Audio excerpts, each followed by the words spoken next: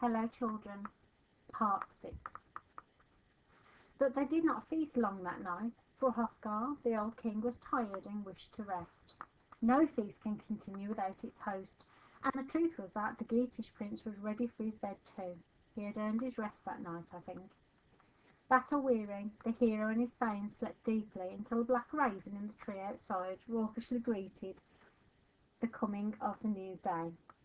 Sunlight chased away the shadows as the prince and his companions made ready to leave. Now the fight was done, they wanted to be home, every warrior among them. They had been away long enough. Before he left, Beowulf returned hunting to Unferth, the king's herald, and thanked him for the loan of it, without ever finding fault with the blade that had failed him. Beowulf was like this, fierce in battle, but generous and thoughtful in spirit. He did not want to hurt Unferth's feelings. Now dressed in their armour and prepared for the journey home, Beowulf and his warriors went to Hrothgar to say their last farewells. The Geatish hero spoke first. "You will understand, great Hrothgar, how we long to return, to see once again our home and hearth. You have looked after us royally. We shall not forget your kindness. Know also, Lord Hrothgar, that I shall always be ready to come to your aid again, if you should ever need me. If I hear you are threatened by your neighbours, or that any intends you harm, I shall come back with 1,000 warriors to help you. Hygelac, my young king, lord of the Geats, would I know always want me to be at your side, shoulder to shoulder, and defending you against your enemies, along with a forest of sharpened Geatish spears, if you ever should need us."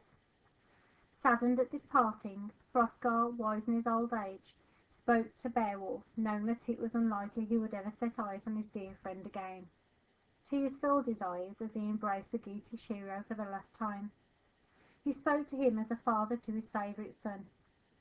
"I have never known a man at the same time so young and wise. In your strength and wisdom are perfectly matched. How the Lord in heaven has blessed you.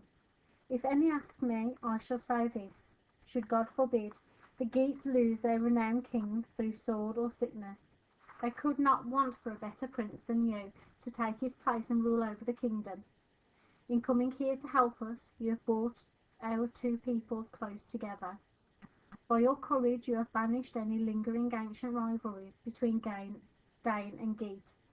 So long as I am king, our ships will cross the seas between us filled not with spears, but only with gifts of friendship and love.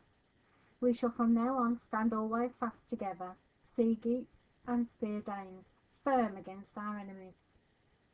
So Beowulf left, carrying with him 12 new treasures, those promised parting gifts from the king to the Geatish hero, that dear man, friend forever of the Danish king and his people. Gold decked with rings he left them, and not a Dane who watched him go believed the reward was any more than he deserved. Now they came again to the seashore, sorrowing in the loss of Handsko, their dead war companion, and at the same time rejoicing in all that had been achieved, and also in Hrothgar's generosity towards them. The coast guard who greeted them days before saw them coming again, these young warrior heroes in their war shirts and glittering helmets. He rode to greet them, guiding them to the waiting sea-boat he had guarded so carefully for them. Once the ship was loaded with horses and armour and Hrothgar's hoard of gifts, Beowulf gave the coast guard a gift, a gold-hilted sword. It was a gift, I'm sure, the man treasured forever. And a mist rose high over the deck, the slack sail hoisted was soon wind-filled and taut, and the ship's timbers felt against the sea surge. Out over the waves the ship danced, rejoicing to feel again the foam at its throat. Like the warriors, that sea-boat longed to be home, rode the ocean, surf skimmed the waves until they at last saw the welcome cliffs and headlands of home, a coast they knew and loved. A favourable breeze brought them over the shadows and beached them safely on shore. Their coming had not gone unnoticed from those homeland cliffs. Geatish coastguards had long been watching for their return, anxiously awaiting their beloved heroes. They were there on the beach, helping to moor the boat, to hold it fast so that no sea surge could harm this boat of heroes. They were there to help unload the hero's golden hoard, marvelling at the amount of it and the richness of it. They did not have far to carry it, for Hygelac, the Geatish king, lived with his war band close by the sea wall itself. News of their coming, of the hoard they carried, raced ahead of them to Hygelac himself, brave king of all the Geats. Beowulf, his nephew and greatest champion, his hearth companion, had survived his perilous quest and was returning home unscathed. By order of Hygelac, the mead hall was cleared at once and prepared for Beowulf and those honoured Geatish heroes. As he saw Beowulf and his warriors striding into the hall, Hygelac could scarcely contain his burning curiosity to hear all about their adventures in Denmark and their miraculous return. After all the greetings were done, there was never such a warmth of welcome, and the mead cup being offered around to each and every one of those heroes, the two noble kinsmen, Hygelac and Beowulf, sat down face to face, the one eager to know, the other eager to tell. Hygelac leaned forward, longing to hear. "Tell us now, beloved brave Beowulf, how you survived the battle in distant Heorot. I warned you, did I not, of the dangers that lay ahead of you in Denmark? Do not go, my friend, I said, and face that murderous monster Grendel. Those are my very words, if I remember. Yet you did not listen to my advice. You were determined to help Hrothgar, a friend in need, and I confess now I much admired you for it. Tell me now all that happened. Live it for us again, so we may know all you have done whilst you were gone." So Beowulf told his story to his king, of how the Geats had been so royally welcomed to Heorot, that great mead hall, of Grendel's coming by night, and how Hansko had been snatched up half asleep and ground to death in Grendel's jaws. "I grappled with this beast bare-handed, my lord Hygelac," said Beowulf. "Grasped his arm, I would not let it go. When he tore himself away, still I held his severed arm. Perhaps he thought he had escaped, but it was his death wound, his life's blood draining out of him deep in the watery lair. So the monster died, and so I avenged all the hurt he had done to Hrothgar and the Danes. And generously that king rewarded me, just as he had promised, with a treasure hoard of gold, rich and finely worked. And at Heorot all of us Danish thanes and Geatish warriors rejoiced. But we rejoiced too soon, for out of the night came Grendel's vengeful mother, a fiend filled with fury. She struck down the first she saw, most beloved counsellor and dearest hearth companion to Hrothgar, the old king. So I went after her.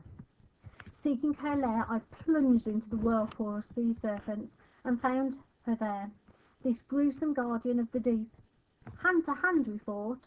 I was as near to death then as I'd ever been, saved only by God and by a giant sword. With this I hewed off both their hideous heads, made an end to that family of monsters, slew the last of Satan's children, and brought peace again to Hrothgar and the Danish people. For all this was a fair and generous king presented us with more treasures still, all of which, brave king, I have carried back for you, who are my only family." Then Beowulf had them bring in all of the treasures he had received from Hrothgar, a boar's head, helmet, and war shirt and sword, all of which had belonged to Hrothgar's own brother. No gift could have been more precious than all this garb of war, none more kindly meant. 4 high-stepping horses were then led in, burnished bay they were, and matching as apples. All these and more Beowulf gave that day to his lord. Surely there was never a more generous heart than this.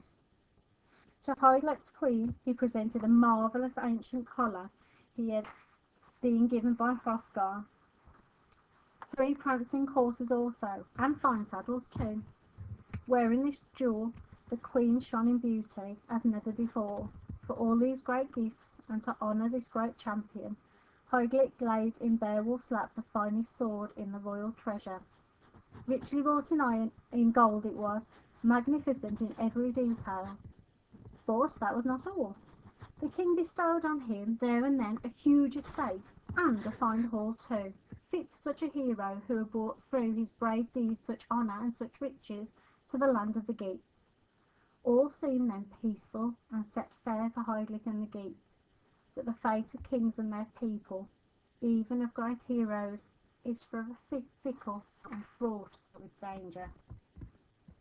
Until tomorrow.